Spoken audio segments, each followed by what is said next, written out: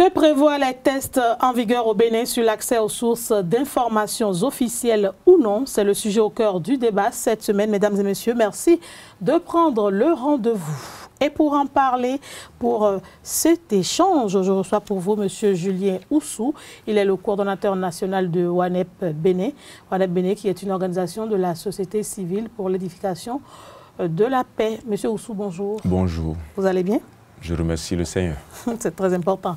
Monsieur Julien Oussou, que prévoient les tests législatifs et réglementaires en matière de droit à l'information au Bénin?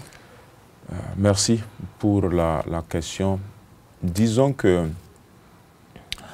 à travers assez de tests, il faut le dire, la Constitution et d'autres tests du pays, le droit d'accès à l'information est un droit consacré. C'est-à-dire que la Constitution l'a affirmé. Des lois organiques comme la loi organique sur la HAC, la Haute Autorité de l'audiovisuel et de la communication, l'a confirmé.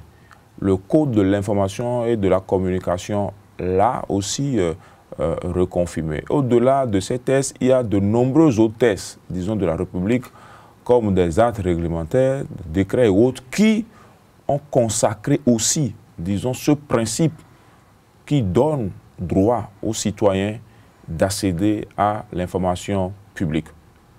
Malheureusement, au-delà, sinon en plus, ou à l'opposé de cette notion de droit consacré, il s'agit d'un droit, il faut le dire, mal connu sur le terrain, mal réclamé sur le terrain, ce qui fait que, au finish, nous avons un droit consacré, mais nous avons un droit dont nous jouissons le moins, vraiment le moins, parce que ceux-là qui sont aussi, disons, garants ou détenteurs de l'information publique font parfois et pendant longtemps, et sur beaucoup de cas, font obstruction pour l'accès à l'information.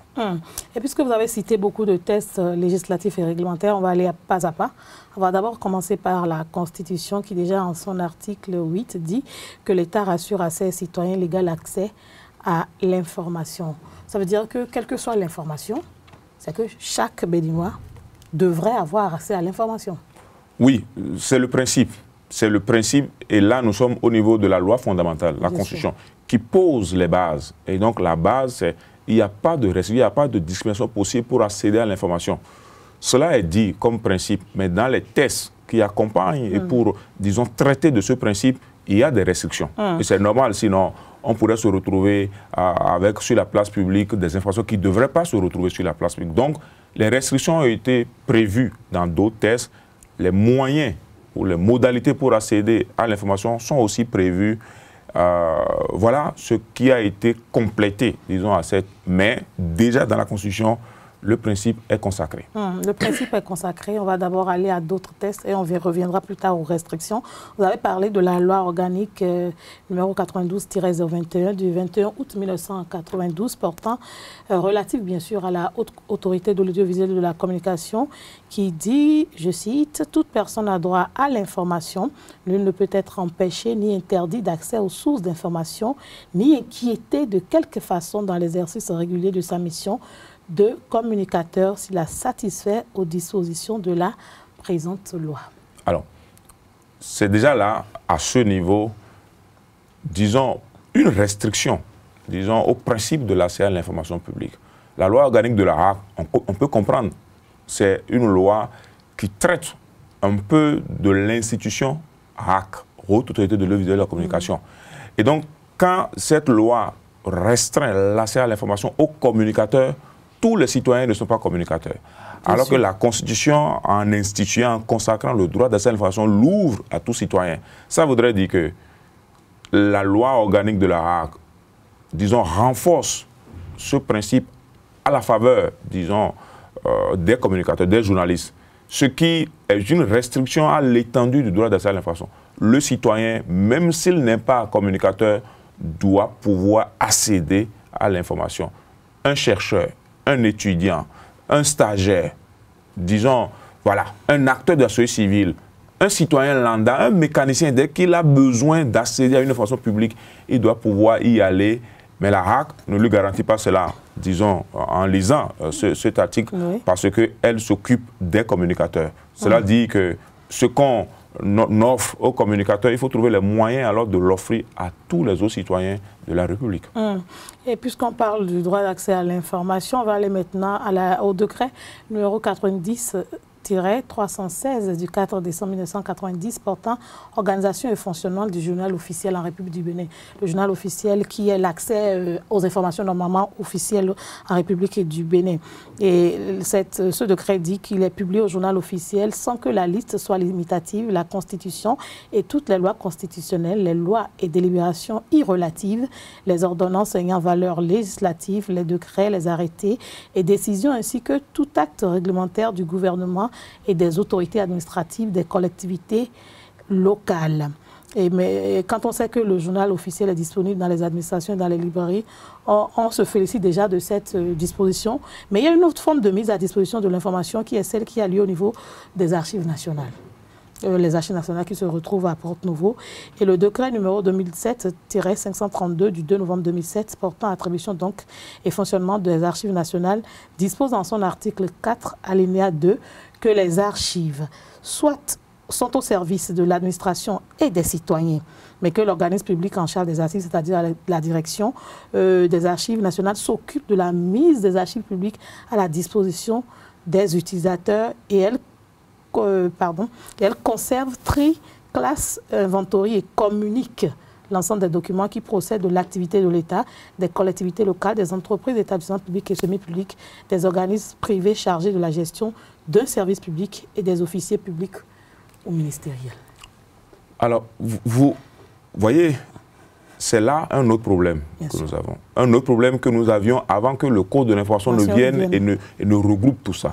Il fallait parcourir 2002 documents, 2002 tests pour retrouver quelques aspects, disons, pour jouir du droit d'accès à l'information.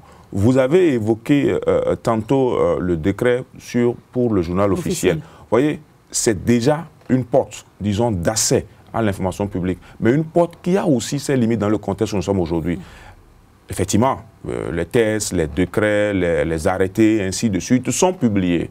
Vous connaissez disons, la périodicité de publication ou de sortie de ce journal officiel. Vous pouvez le rappeler toujours, hein?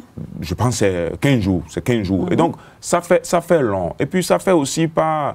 Il faut être informé de ce que ça existe pour aller... on ne peut pas accéder au journal officiel comme on peut accéder, disons, aux autres organes de presse qui publient.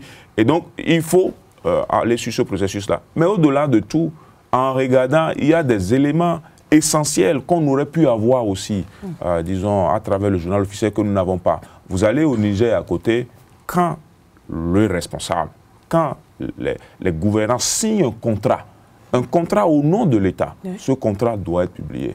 Nous avons eu assez de difficultés dans ce pays. On a un mythe autour de nos documents officiels. Nous avons eu assez de difficultés dans ce pays. Vous vous rappelez le contrat PVI, tout ce qu'on a dit autour, on n'a jamais su, disons, la version officielle. Et après, il y a eu, par le passé, tout récent, le contrat aussi autour de OFMAF, et on a dû scanner une page qu'on a publiée sur les réseaux sociaux.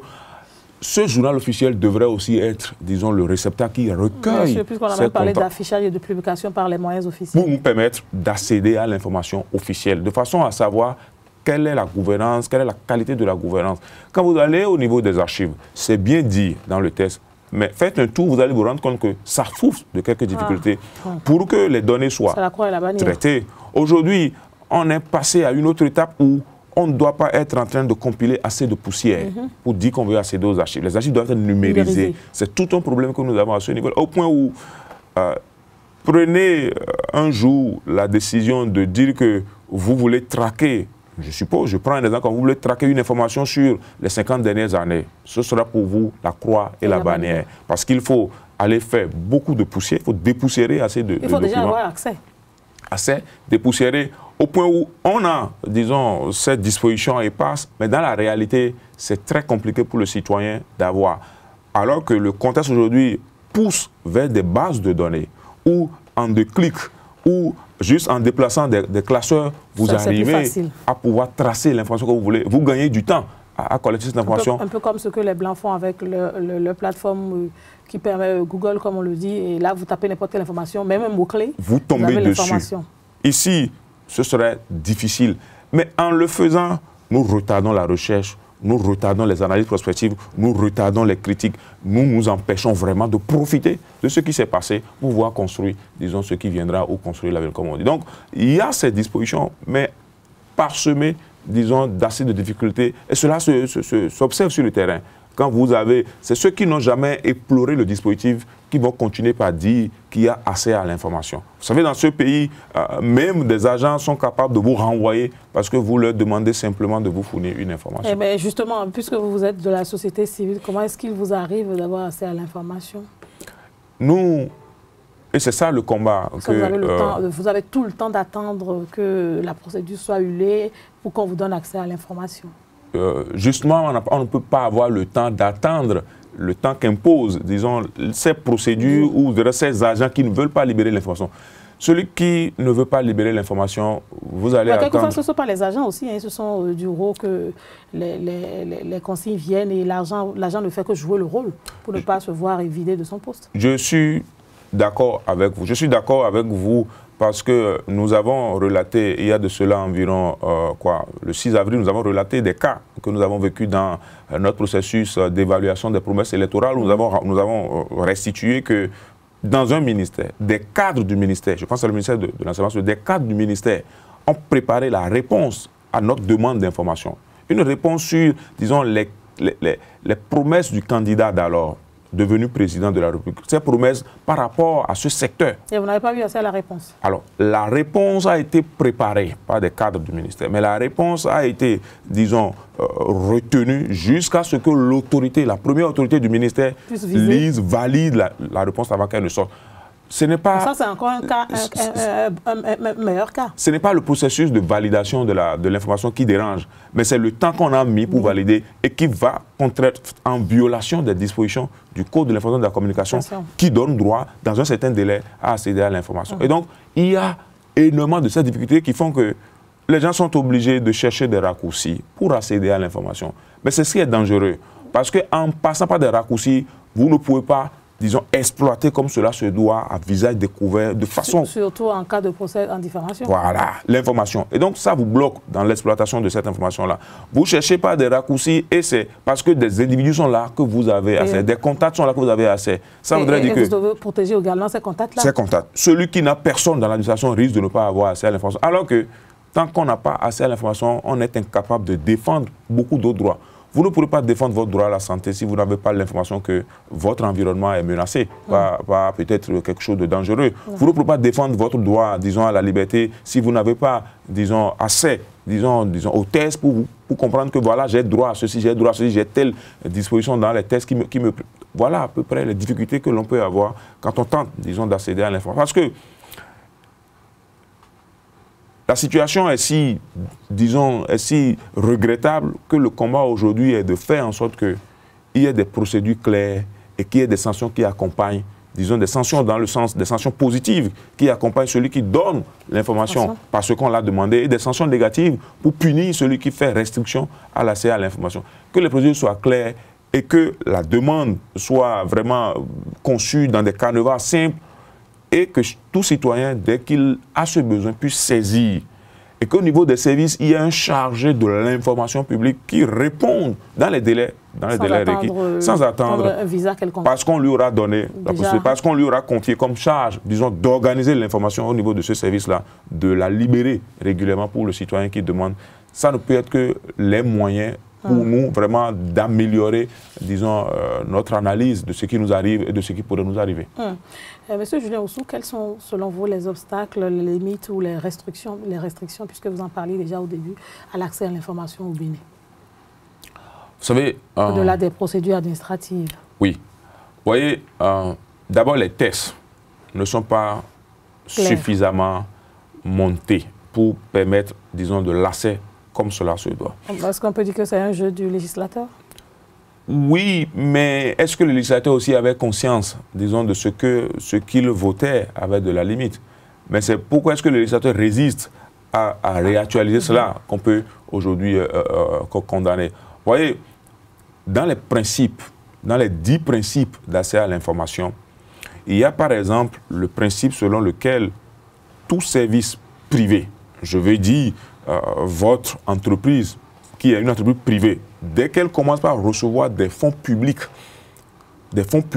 pour des prestations au profit, disons, de l'État, oui, elle doit produire de l'information publique. Elle doit être à même de répondre à des demandes, disons, d'information publique parce qu'elle reçoit des fonds publics. Ça veut dire que vous pouvez créer un parti politique. Du moment où vous recevez des fonds publics, un citoyen peut vous écrire et demander comment ces fonds ont été gérés. Oui, mais par exemple. allons même plus simplement, quand vous avez une entreprise et on parle de l'information fiscale, déjà c'est déjà très compliqué pour les entreprises de pouvoir, on fait du tabou autour, on se dit que c'est une chasse gardée, alors que c'est cela qui permet à l'État de voir clairement dans vos activités et de pouvoir vous imposer comme cela se doit.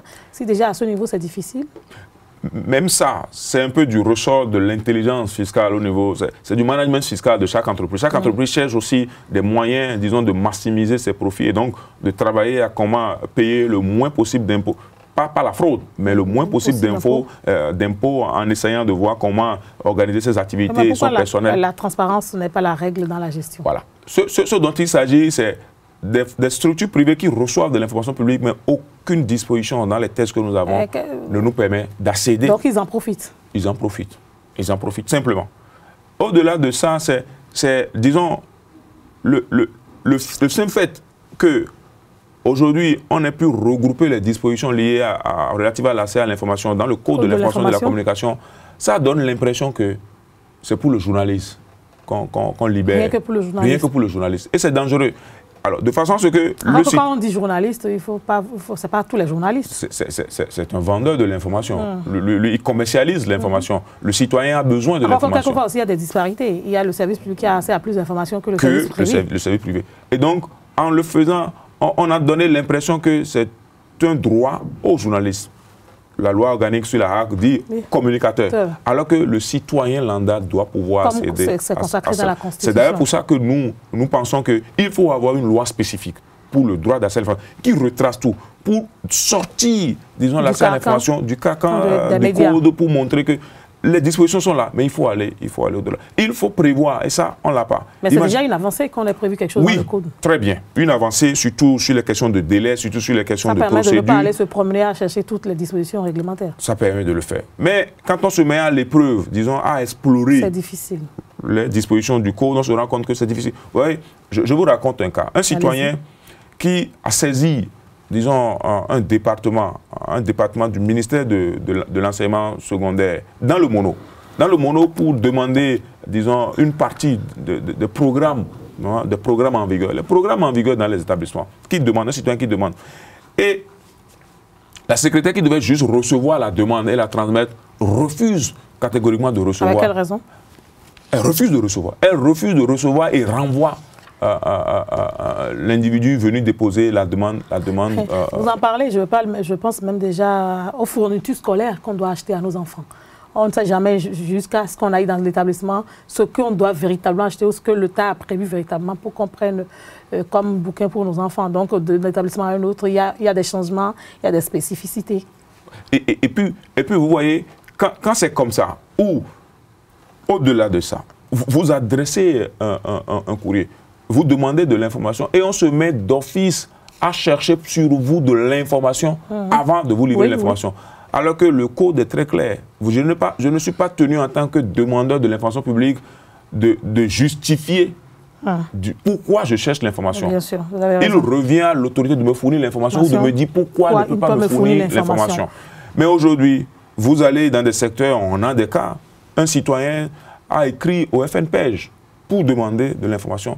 Et le FNPEJ, ce que nous est revenu, a pris par d'autres en se basant sur son patronyme pour chercher à savoir mais c'est qui celui-là, pourquoi il veut telle information. Encore qu'avoir accès aux informations personnelles, c'est normalement réglementé. Ça c'est limite. Et donc il y a cette résistance au niveau de l'administration qui amène à conclure que au niveau de l'administration publique, l'argent public a tellement peur, disons, de son autorité hiérarchique, au regard des sanctions qu'on va lui impliquer s'il libérait... Est-ce que ce n'est pas le manque de transparence? Voilà, ça peut être allé à ce niveau-là, parce qu'il voudra peut-être éviter d'être un jour tassé de celui qui a révélé, disons, la combine de l'intérieur, qui a révélé les faiblesses de l'intérieur, au point où il résiste à libérer cette information publique-là. Et quand il résiste, vous avez deux cas. Soit il vous montre une disponibilité à vous donner l'information, ça vous apaise, il va vous tourner en rond tout le temps, mais vous n'aurez jamais assez à l'information. Soit il résiste à prendre l'information. Des journalistes m'ont raconté qu'ils sont allés dans un service, disons, pour rechercher de l'information, et ils étaient chez la secrétaire en train de poser leurs problèmes verbalement, et la secrétaire de leur dire que le responsable qui doit leur répondre n'est pas là, parce que justement à côté d'eux, le responsable était là, avec son journal, regardait le journal mais les écoutait. Et quand il a compris l'information demandée, il a débiné, il a fait la tête à la secrétaire qui a dit « il n'est pas là, revenez demain ». Et jusqu'à aujourd'hui, ils n'ont plus jamais obtenu audience pour recevoir l'information publique. Quand on est en train de gérer comme ça, on donne l'impression aux citoyens que la qualité de la gouvernance laisse à désirer.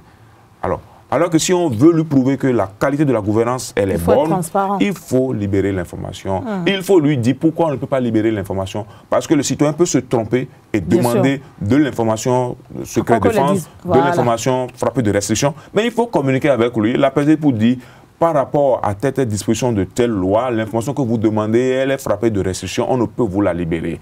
Mais dans notre cas, ce n'est pas cela toujours. Et on cherche à savoir pourquoi vous voulez l'information. Il y a des services, et ça c'est le ministère de l'Intérieur, des ministères qui demandent aux citoyens, et d'autres ministères bien sûr, qui demandent aux citoyens de fournir copie du code de l'information pour qu'ils aient vraiment connaissance. Ils ne sont pas informés.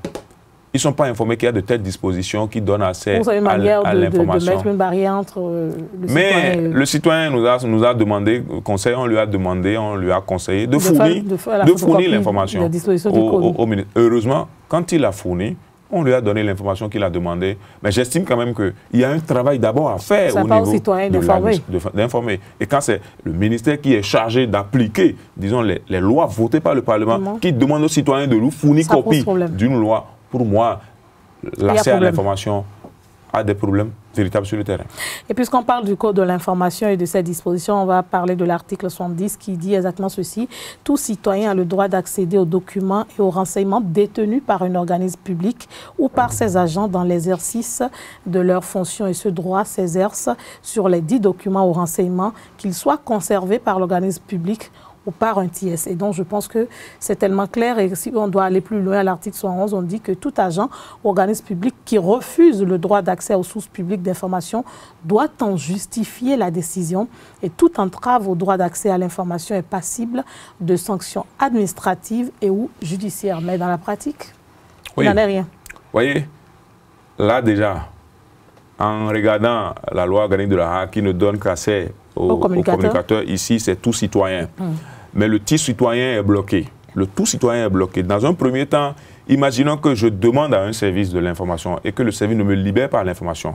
Je dois faire des recours. À qui? Vers qui? Je vais vers la HAC. La HAC me dira, Julien Oussou, où est votre carte de presse?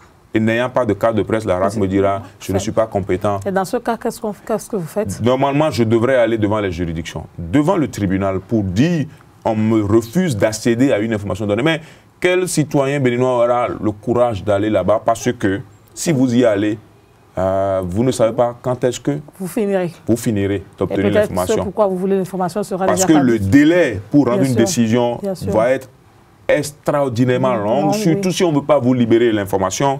Alors que l'information est une denrée, comme le disent bien les communicateurs, une denrée périssable. Et donc, le moment où vous avez besoin de ça, si vous ne l'avez pas, ça ne vous servira pas.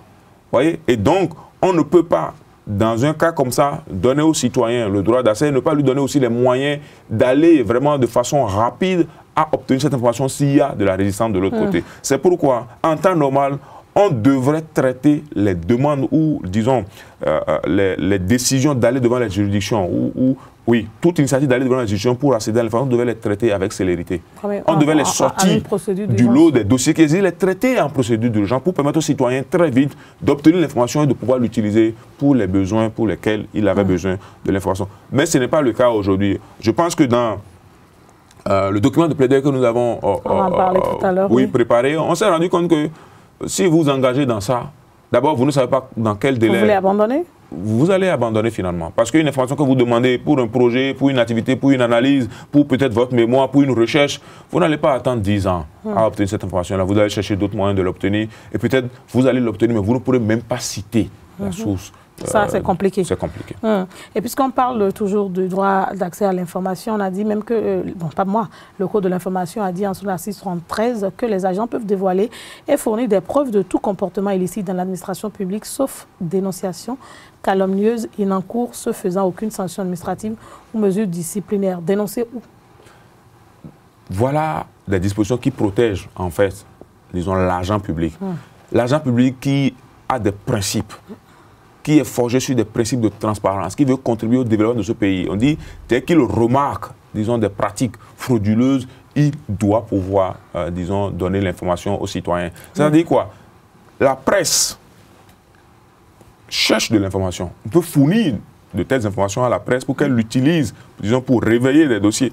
Et les exemples sont partout dans le monde. Wikileaks, c'est des acteurs qui ont livré de l'information, vraiment, les fuites, les caps de plainte, comme on le dit, les gros dossiers qui sont les dossiers les plus importants que le monde ait connus, la question des paradis fiscaux, c'est des acteurs de l'intérieur qui ont livré et sont protégés par les... Et de plus en plus, on parle des donneurs d'alerte. Il y a des dispositions qui protègent davantage les donneurs d'alerte. Parce que sans eux, on ne peut pas accéder, disons, à des informations qui, disons, permettent de faire la transparence dans les services. Et donc, il y a assez de moyens pour le faire. Mais les agents, apparemment, même s'ils peut-être ont connaissance de cette disposition, ont peut-être trop peur de ceux qui les ont positionnés et de ceux qui peuvent les sanctionner, ou peut-être se disent qu'ils ne pourront jamais jouir, disons, de cette assurance ou de cette protection que leur offre la loi. Et donc, ils résistent à donner l'information. Ils se comportent comme si c'est leur propriété, l'information, et ils empêchent le citoyen, qui est quand même celui pour qui ils sont recrutés, d'accéder à l'information. Et c'est tout ça qui fait, et on n'a pas conscience de ça. Un tel contexte ne va créer que de la suspicion, des rumeurs. Parce que devant la rumeur, c'est la vraie information, c'est-à-dire qui triomphe de la rumeur. Et vous voyez, la rumeur sur, ça va continuer, la rumeur, les spéculations sur les salaires des ministres de la République va continuer 5 ans. Au point même où la haute juridiction, qu'est la Cour constitutionnelle, n'a même pas pu avoir accès. Va continuer 5 ans, tout le mandat, si on n'arrive pas un jour à sortir l'information vraie. Mais dès qu'on va sortir l'information vraie, ça va analyser un moment, ça va s'estomper. C'est essentiel que l'information, et c'est essentiel que les citoyens, et ça, il faut on dit que qui a l'information a le pouvoir. Et il faut se féliciter de ça. Vous voyez, le Béninois, le citoyen béninois a le réflexe d'accéder à l'information. Mais l'agent, l'autorité, ceux qui doivent libérer l'information résistent à libérer l'information. Je donne un exemple. Quand ce débat sur le salaire des ministres est arrivé, assez de citoyens ont écrit à l'autorité pour dire « donnez-nous l'information ». Et c'est le réflexe du citoyen. Et l'autorité a fait bloc. Et ça continue de spéculer autour. Et ça va continuer jusqu'à ce que l'information vraie sorte. De plus en plus, on ne peut plus, les gouvernants du Bénin ne peuvent plus échapper à ça. Le citoyen va les acculer. Mais est-ce que ce n'est pas une question sociologique où on n'aime pas souvent dévoiler son salaire, ne serait-ce déjà qu'à son conjoint ou à sa conjointe? On a toujours envie de ne pas dire combien on gagne. On a peur que la famille nous assaille parce qu'on gagne mieux ou qu'on est mieux placé. On a peur d'avoir toutes les charges de la famille. Est-ce que ce n'est pas tout ce contexte-là? Est-ce que ce n'est pas aussi le fait de dire, bon, tel ministre gagne tel salaire, cela va créer d'autres crises. On va se dire, mais pourquoi tel gagne plus que tel autre, avec beaucoup de supplications. Tout cela qui fait que pour calmer la tension, pour apaiser la tension, les agents publics préfèrent ne pas donner l'information. Ça, c'est une lecture sociologique, mais qui n'arrange pas, comme je veux dire... Mais on peut voir de ce côté. Oui, mais qui n'arrange pas vraiment la transparence. Vous balayez ça du côté. Non, c'est pas... Alors, je vous propose une autre lecture. D'accord, allez-y. Je vous remets mon argent à me gérer. Parce qu'en tant que citoyen, contributeur, on prélève sur moi, disons, des impôts, des taxes que je paye, que je sois en train d'acheter du pain, de l'eau, du carburant. N'importe quoi. Et donc, je vous remets cette ressource pour dire gérer pour nous. Donc, les citoyens vous remettent leurs ressources pour dire gérer pour nous. Et vous dites, OK, sur la ressource que vous me remettez à gérer pour vous, je me paye un salaire. Et vous dites, je me paye un salaire de 1 million, je suppose. Et le citoyen qui vous a remis les ressources dit, mais vous vous payez combien? Et vous dites, non, non, je ne te dis pas. Tu m'as confié tes ressources, mais laisse-moi me tailler le salaire que je veux, mais je te confie, je ne te dis pas ça. Et c'est vous qui, parce que vous êtes des privilégiés, on vous confie pour dire, prenez vous-même votre salaire et payez le salaire aux autres.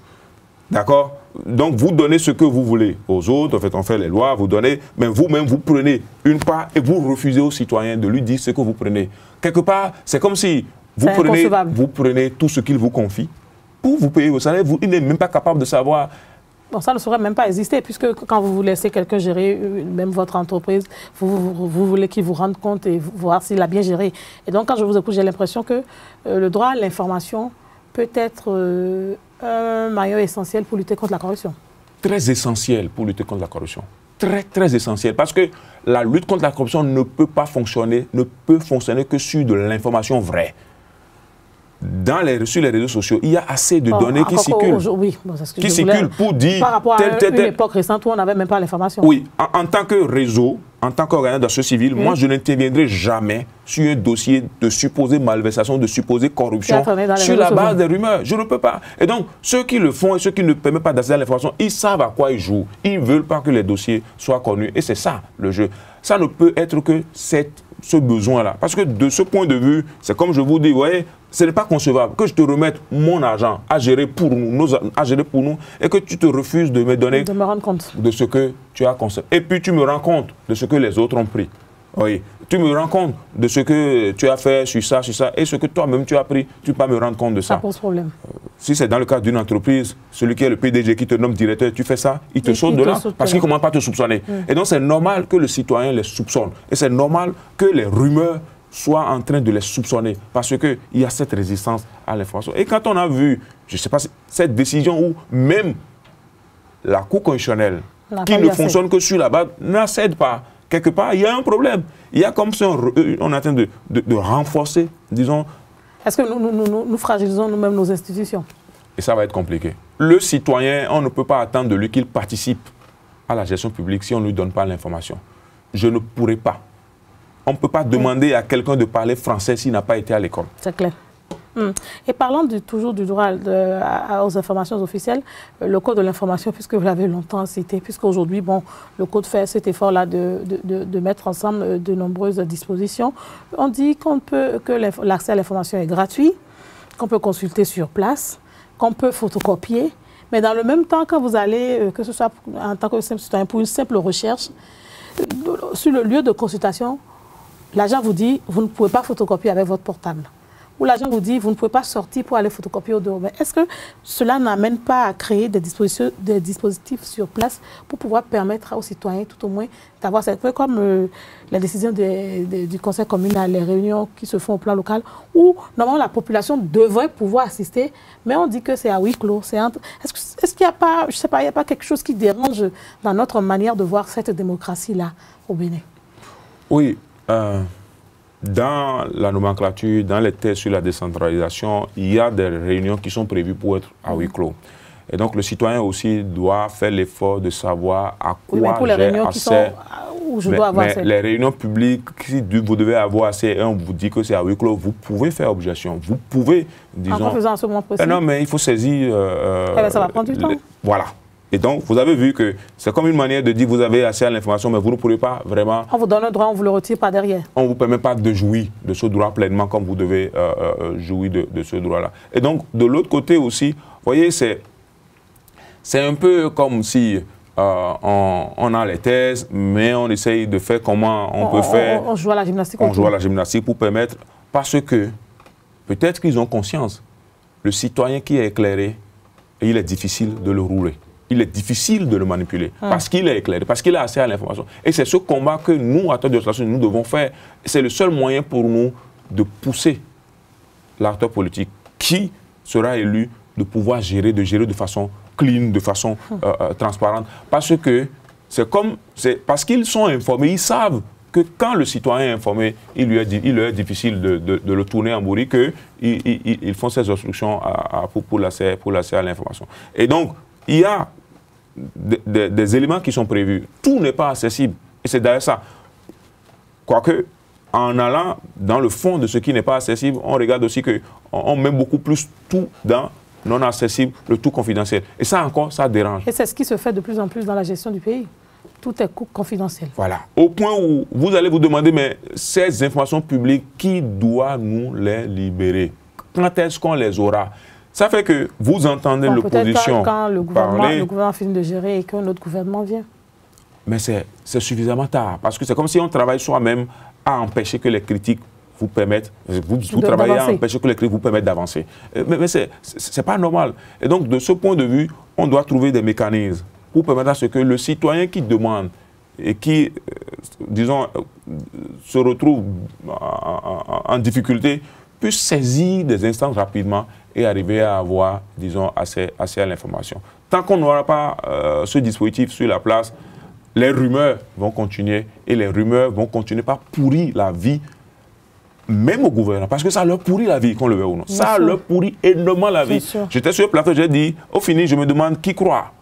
Parce que quand moi j'entends les critiques, j'entends les rumeurs, je décide d'aller chercher l'information, j'introduis, je ne reçois pas. Je finis par dire, s'ils n'ont pas libéré, c'est peut-être parce qu'ils se reprochent quelque chose. C'est peut-être parce que l'autre a raison. Et après... Mais est-ce qu'on va aller au développement si on continue de faire restriction au droit à l'information? Il sera difficile, hein, sinon ça prendra plus de temps. Vous voyez, il y a l'Ouganda ou le Kenya est un exemple en matière d'accès à l'information. Pour un exercice, un cas très simple, dans les dispositions de ce pays, l'Ouganda ou le Kenya, il est prévu un fonds qu'on remet aux députés élus pour servir leur communauté, pour faire des œuvres sociales dans leur communauté. Je n'ai pas compris. C'est-à-dire que dans les tests de cette rubrique, le Kenya ou l'Ouganda, je n'ai plus la précision, il est prévu que annuellement, chaque député élu reçoive des fonds publics pour en fait l'investir dans des œuvres sociales de sa communauté. De sa communauté. Peut-être école, peut-être puits, peut-être latrine. Et les députés, pendant longtemps, prenaient cet argent pour vraiment leurs propres besoins. Et ils n'ont jamais investi dans la communauté. Et quand les communautés ont des difficultés, vont les voir, c'est peut-être 100 000, 200 000. C'est à peine 2% des ressources que les communautés utilisaient, que les députés utilisaient pour la communauté. Mais par, disons, des organisations civiques qui ont compris ce qui se passait. Et qui ont eu la main, bien sûr. Et qui ont l'information, et qui ont milité pour que le droit d'accéder à l'information publique soit une réalité, et qui ont fait ce qu'ils ont appelé des audits sociaux. Aujourd'hui, ces fonds ont commencé par développer énormément les communautés, disons les circonscriptions électorales d'où proviennent ces députés. Parce que le citoyen est capable de lui demander l'argent de cette année-là. Tu as fait quoi avec? Qu'est-ce qui est prévu pour être fait? Qu'est-ce qui a été fait avec? Et donc, ils l'investissent. Et eux-mêmes, ça leur a amené de la popularité. Parce que les communautés à la base ne les voient plus comme des riches parmi des pauvres, mais aussi des gens qui amènent de la ressource pour investir dans le pays. On a tellement de ces cas-là dans le pays où, si on permettait aux citoyens d'accéder, de comprendre ce qui se trame avec les ressources, il va pousser l'autorité à gérer de façon plus transparente, à avoir plus d'impact sur le terrain et à avoir beaucoup plus de facilité à se faire élire. C'est rien que tout ce que nous demandons, l'amélioration des conditions de vie des populations. Bien sûr, et ce n'est que ce droit à l'information également que réclame tout citoyen. Ce droit qui, bien sûr, qui est consacré dans notre Constitution. Et on sait que votre organisation, depuis quelques années, je crois, a mené un plaidoyer. Vous en êtes où? Ça a donné quoi? Nous continuons. Vous savez, faut ne baisser pas les bras. Oui, plaider, c'est faire décider une autorité. Faire décider une autorité, dans le sens que nous voulons. Et faire décider une autorité qui résiste à ce que nous demandons, ça peut prendre du temps. Mais nous sommes conscients que le combat évolue, c'est-à-dire que les lignes bougent sur le terrain, les lignes bougent. Notre plaidoyer, c'est, oui, nous avons aujourd'hui de façon éparse des dispositions qui nous permettent d'accéder d'une certaine façon à l'information. Mais il y a des faiblesses. Les faiblesses que les entités privées, on ne peut pas accéder à l'information qui sont à leur niveau. Du moment où ils reçoivent des fonds publics, il faut pouvoir aller là-bas.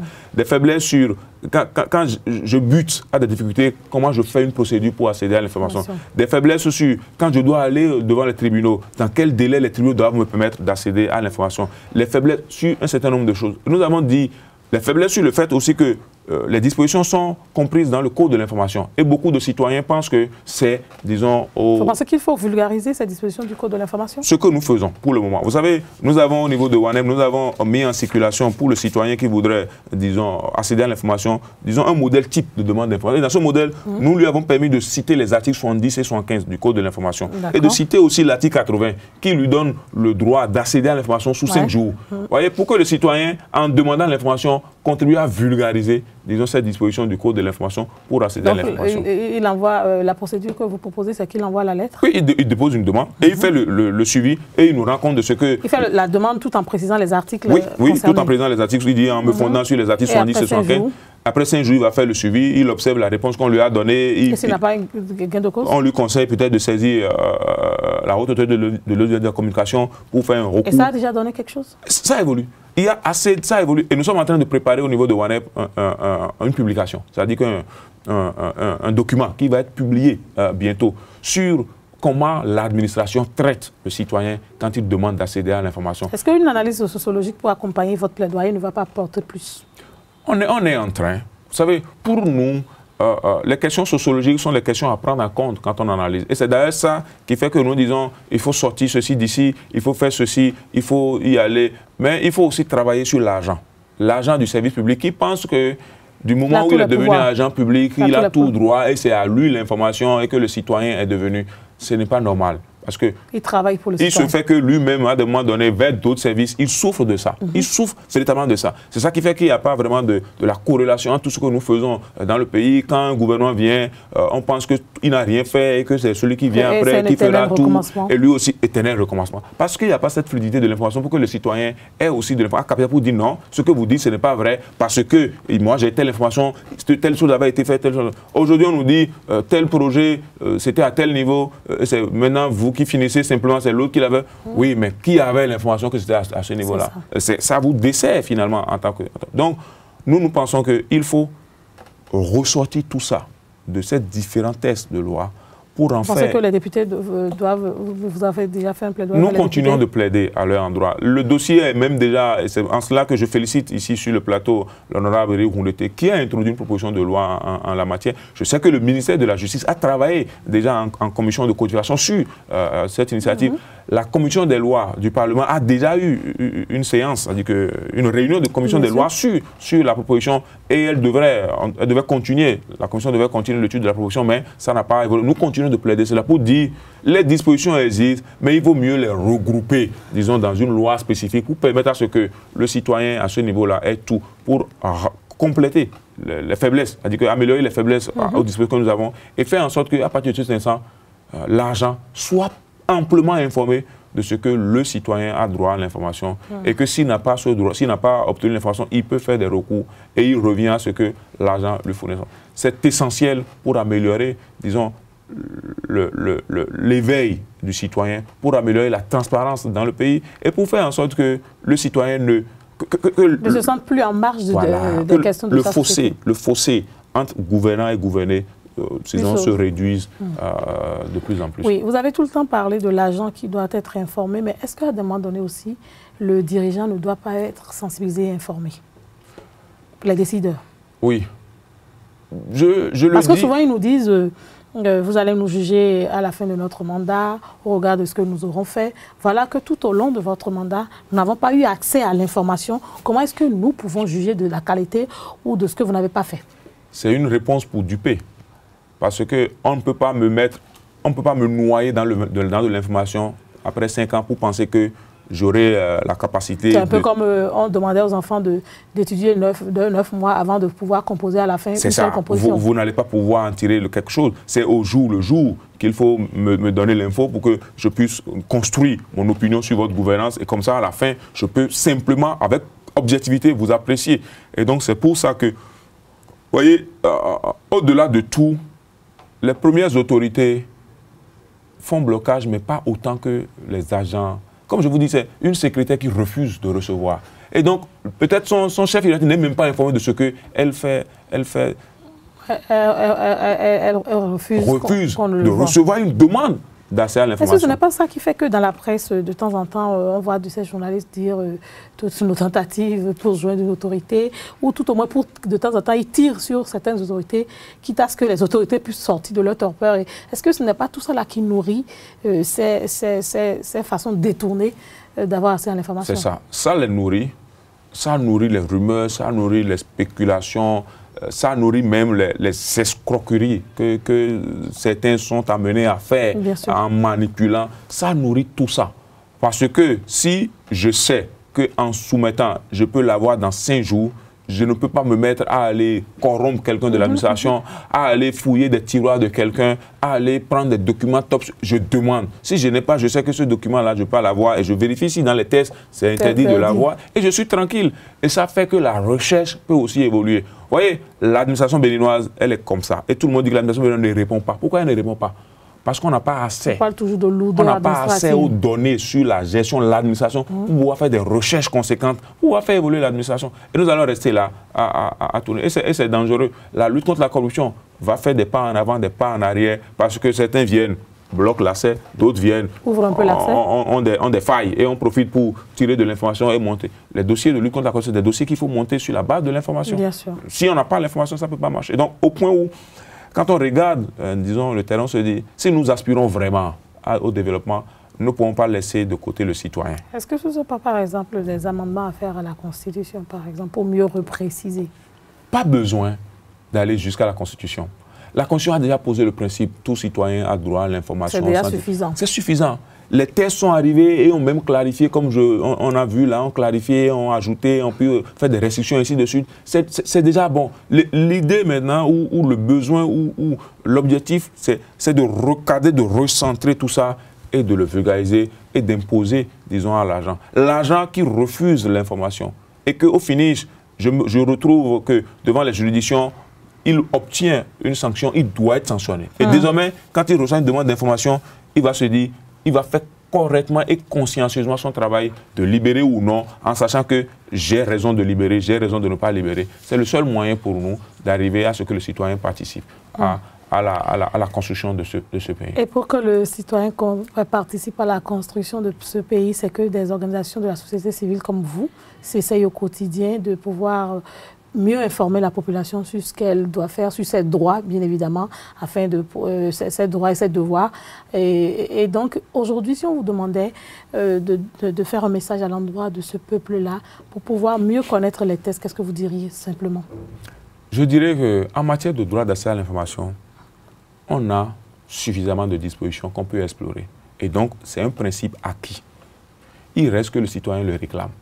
Les appeler à réclamer davantage. À faire mieux confiance aux dispositions juridiques aussi. Et à réclamer. Réclamer à tout moment. Ne plus avoir peur des procédures. Oui, réclamer. Et réclamer pour que nous puissions voir les astuces.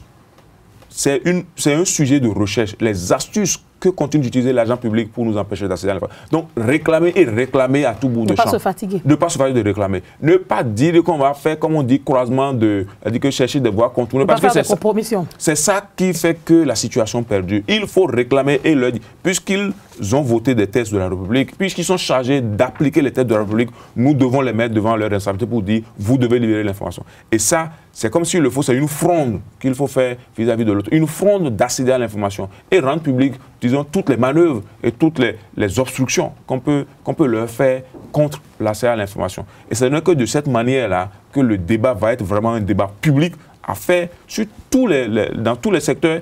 Et de ce point de vue, on pourrait commencer par, disons, poser correctement les bases d'accès, les bases de restriction d'accès à l'information. Et après, le citoyen peut commencer maintenant par, disons, recevoir régulièrement l'information qu'il lui faut pour participer, et je dis, c'est aussi bénéfique pour le pays tout entier, mais bénéfique aussi pour les gouvernants.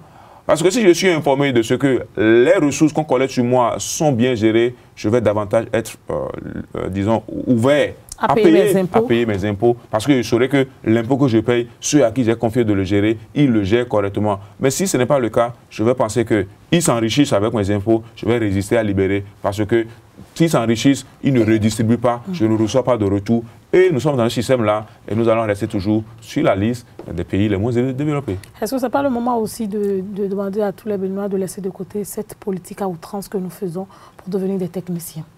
Parce qu'on mélange la politique à tout. Oui, et ça, nous, malgré qu'on ait dit que dans l'administration, il y a des postes qui sont des postes politiques, il y a des postes qui sont des postes techniques. Tout se mélange. Mais tout se mélange, tout se mélange. Parce que quand on regarde l'argent qui refuse de donner l'information, il pense protéger quelqu'un, il pense protéger un service, il pense protéger... Et puis il protège souvent même son poste. Voilà. Et donc, de ce point de vue, il pense se protéger, mais on est tous emballés dans la situation où nous sommes là. Et de son fauteuil, il voit ce qu'on fait dans son ministère, mais il se désole de ce que les opposants critiquent et disent que rien n'est fait. Mais c'est lui qui a contribué à ça, en empêchant la CELF. C'est lui qui a contribué à ça. Si aujourd'hui le citoyen peut être manipulé par de la désinformation, c'est eux-mêmes qui ont fait ça. Parce qu'ils auraient pu tout au moins prendre l'option de, dès qu'une information tombe sur la place publique et que c'est une fausse information, le service concerné donne la vraie information. Et là, le citoyen est servi. Ou le service concerné, dès qu'il reçoit la demande d'information publique, il libère la vraie information, il source cela, et puis c'est fini. Ça rentre dans les archives et ça passe. Merci à vous, M. Julien Oussou. On retient juste que l'accès aux informations est prévu par notre Constitution, par différents textes et aujourd'hui par le Code de l'information. Juanette Béné et d'autres organisations de la société civile plaident pour que véritablement ce droit d'accès à l'information puisse être retiré du Code de l'information et être carrément à part pour que les populations puissent véritablement en jouir et que les mécanismes soient plus clairs pour que les populations puissent participer au développement de leur pays. On dit souvent que qui a l'information a le pouvoir et si les dirigeants veulent que les populations leur fassent plus confiance, il faut faire preuve de transparence quand la population a besoin de l'information et qui plus est, quand c'est la haute juridiction, par exemple la Cour constitutionnelle qui est saisie d'une requête et qui a besoin d'informations pour pouvoir statuer, cela apaise chaque citoyen et cela les amène à pouvoir participer réellement et effectivement au développement du pays. C'est aussi une manière de lutter contre la corruption que de donner ce droit ou tout au moins de consacrer ce droit véritablement d'accès à l'information aux populations. Mesdames et messieurs, c'est la fin de votre émission Le Débat. Retenez que toutes les informations dont on ne peut pas avoir accès sont les informations classées confidentielles, les informations qui ont rapport avec la sûreté et la sécurité de l'État ou qui concernent les forces armées béninoises. Et donc, mesdames et messieurs, vous avez la possibilité de saisir les juridictions si on vous empêche d'avoir accès à l'information. Ne vous y me prenez plus, ne dites plus que la procédure est trop longue. Il faut commencer quelque part pour que demain nous puissions gagner cette bataille d'avoir véritablement accès à l'information pour que ce ne soit plus restrictif seulement des hommes des médias, mais que ce soit un droit reconnu et appliqué pour tous les citoyens béninois. À très bientôt.